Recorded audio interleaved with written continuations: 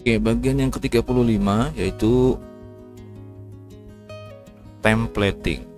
Ya, apa maksud templating? Ya, kita lihat seperti ini ya. Kalau kita lihat halaman-halaman kita dari halaman login, kemudian halaman blokir, halaman master data ya, apa namanya, halaman transaksi, data kamar, kemudian tambah, editnya, kemudian sampai ke ganti sandi, itu bagian-bagiannya ada yang sama ya. Misalnya saja seperti ini ya, di bagian atas ini ada menu seperti itu, ini hampir semuanya ada semua. Yang pasti ada itu adalah nama aplikasi dan footer. Ini selalu ada semua di halaman-halaman ini ya. Nah, ini sangat mubazir codingnya. Ini baru 2 buah tabel ya. 3 sama tabel pengguna. Kebayang kalau misalnya ada 10-20 tabel yang saling berelasi dan sebagainya, yang setiap halamannya akan menampilkan hal-hal yang sifatnya sama, tapi diketik secara tersendiri masing-masing gitu ya. Nah, ini lebih baik kalau kita menggunakan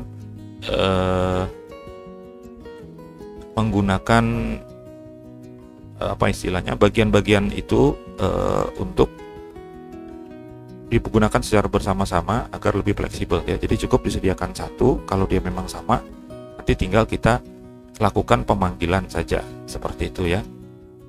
Nah, yang pasti sudah yang kita jelas lihat itu adalah sementara ini adalah nama aplikasi dan menu, kemudian ada yang namanya footer ya, bagian bawah untuk identitas dari pembuat ini, dan juga yang tengah adalah konten. Kalau kita lihat seperti ini gambarannya, segmen dari template-nya adalah header-nya, kemudian ada menu, ada konten, ada footer. Nah, kita akan memisahkan dulu ya di tahap pertama, karena itu sama semuanya gitu ya. Kalau kita lihat adalah footer. Nah, footer itu semuanya sama, maka kita akan pisahkan ke dalam sebuah file baru. Jadi, silakan dibuka salah satu aja dulu halaman yang ada footernya ya, di blok dari tag footernya sampai dengan akhir. Jadi ada tag footer seperti ini ikut disertakan, ini di blok langsung dari sini sampai dengan selesai ke bawahnya, ke habis kodenya, kemudian di cut. Setelah di cut, dibuatkan di tempat ngekat tadi itu ditambahkan kode ini, php include, kemudian sebutkan namanya nanti footer php. Lalu kita buat file baru dengan nama footer php. Nah, di dalamnya kan masih kosong kodenya. Silakan dipaste atau di paste di situ. Ya, di paste di situ sehingga hasilnya jadinya seperti ini. Ada sebuah file footer, isinya begini. Jadi ini hasil cut ya. Hasil cut dari, katakanlah misalnya dari file sewa ya. Saya coba buka sewa.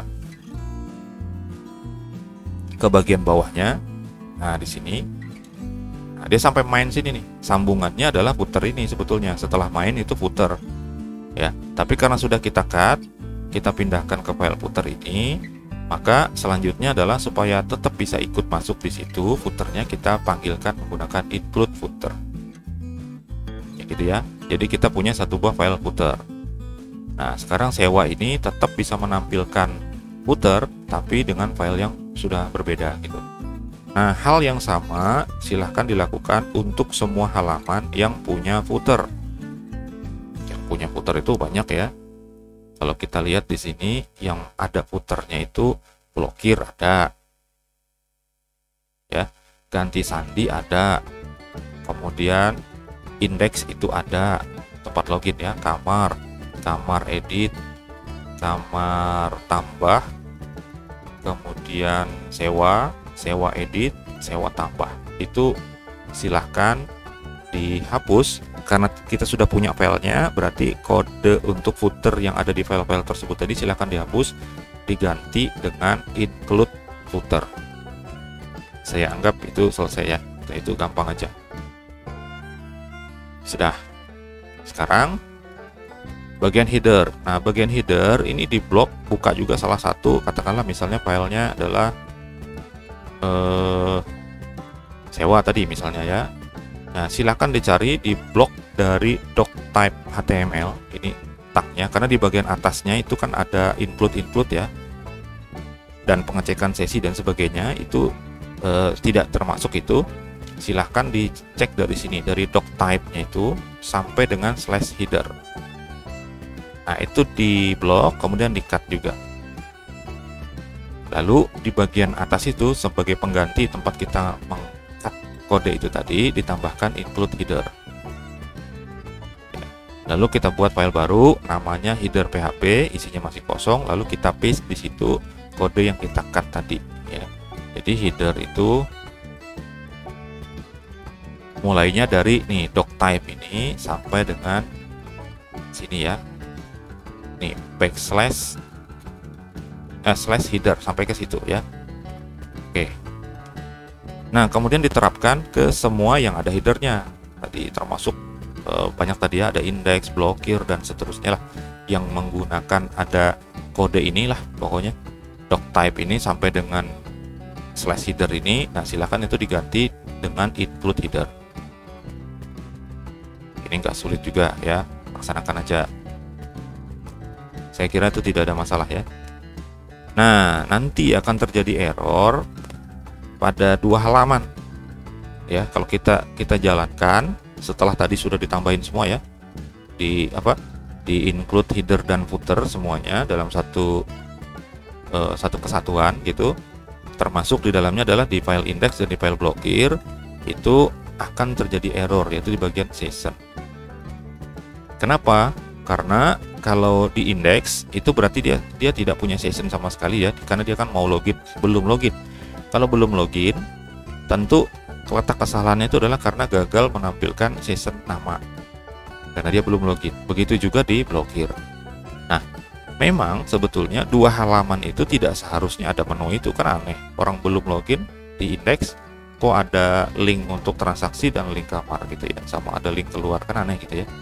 Nah, harusnya diblokir juga sama seperti itu. Harusnya 2 file itu, 2 halaman itu tidak perlu menampilkan menu. Jadi cukup judulnya aja, judul aplikasi, kemudian form untuk login, lalu footer, atau kalau blokir ya, nama aplikasi, pesan bahwa blokir gitu ya, tidak berhak mengakses misalnya itu, dan footer. Harusnya seperti itu. Ya, idealnya kan seperti itu ya. Nah, sekarang dibuka file header. File headernya dibuka, dicari ini ya. Ada tag P. Silahkan diblok dari P sampai dengan /p-nya itu di dalam file header. Ya, di dalam file header, kemudian di-cut ya. Lalu di tempat kita nge-cut itu tadi kita tambahkan kode ini. Nah, tambahkan kode ini kodenya adalah if is set session, artinya kalau session itu di set, ada diatur sessionnya, maka di-include-kan menu ya, gitu ya. Artinya apa? Artinya pada saat login itu kan belum ada session, berarti ini tidak terpenuhi. Karena tidak terpenuhi, maka menu tidak di-include. Nah, tapi kalau dia punya session, misalnya sudah login, sudah masuk ke halaman mana-mana, itu sessionnya pasti ada.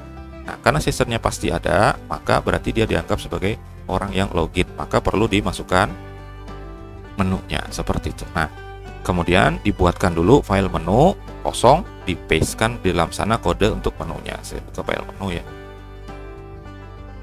Nah, file menu seperti ini, yang P sampai dengan /p ini tadi.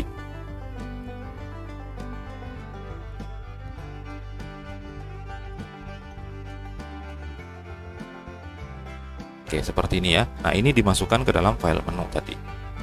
Nah, sehingga di header itu sisanya nanti dia memanggil ini. Nah, ini kan P-nya itu kan di sini tadi ya. Ini diganti sama ini. Jadi kalau ada sessionnya, maka dia akan tampil menu. Kalau tidak ada sessionnya, maka tidak tampil. Sehingga ketika mengakses file index yang nggak ada sessionnya, otomatis menunya tidak akan tampil. Tetapi kalau ada menu, kalau ada session, maka ditampilkan. Nah, kita sudah paham logik dari aplikasi kita. Kalau dia tidak login, maka tidak ada session. Otomatis harusnya tidak ada ini juga. Maka kalau kita keluar seperti itu ya, nah ini menunya hilang. Tapi kalau kita login,